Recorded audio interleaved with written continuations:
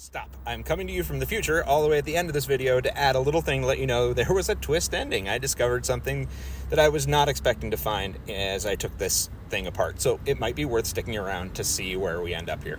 Also, if you wouldn't mind, comment, share, like this video because it's not as important as my Civic videos, but it is also keeping me going and getting me to a point where I'll be able to drive again. Ever wonder what an old Volkswagen looks like without its steering wheel? We're gonna try to find out. Never done this before, so let's see. This right here is the original VW steering wheel, and kind of interestingly, I think, this insignia in the middle tells you which factory it was made in. This is the Wolfsburg factory in Germany. It's their insignia. And this cap just kind of pops off. Here we go. That's what's underneath. And that's kind of fun. It's see-through. Huh. Now this guy right here is the horn, so I got to take the horn button off first. Take that last one off, and up she comes. Now I got to get this bolt out, and that should separate this from the steering column. Now I totally lucked out because I had this set of like big boy sockets, but it only went up to 24, and when I tried it, 24 wasn't big enough. And then I randomly had one 27 millimeter socket. I was like, I hope this works. This is all I got. And boop, like Cinderella. We've hit a little snag.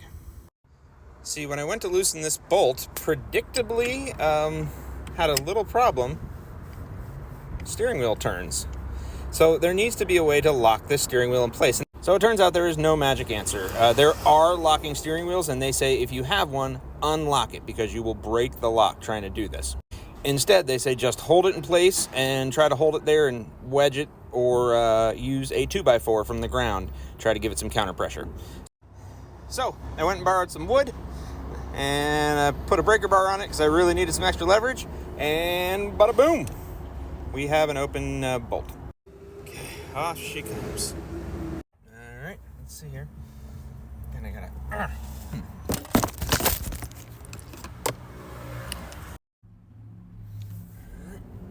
It's coming. There we go. Ha-ha. So back here, this is my turn signal. This hooks up to my horn and my starter and everything. And it just all kind of comes out. But what's kind of fun is that all these wires are cut. They're not connected to anything. Anywhere.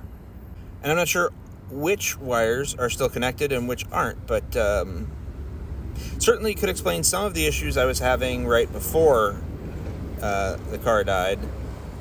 And may explain still yet some of the ones that I continue to have.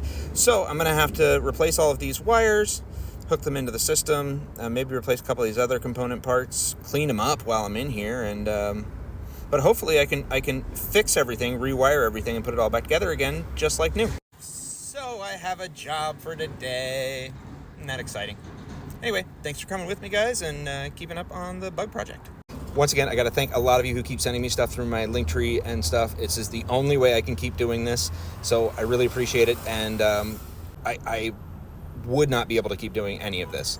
The law, the car, anything. And I know the car is less important, but I couldn't do any of it without that, so thank you. If anybody else wants to support me, please go check out the link in my bio.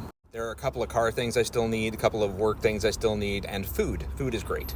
Hope everyone is recovering from St. Patrick's Day. I will continue to keep you updated as things evolve.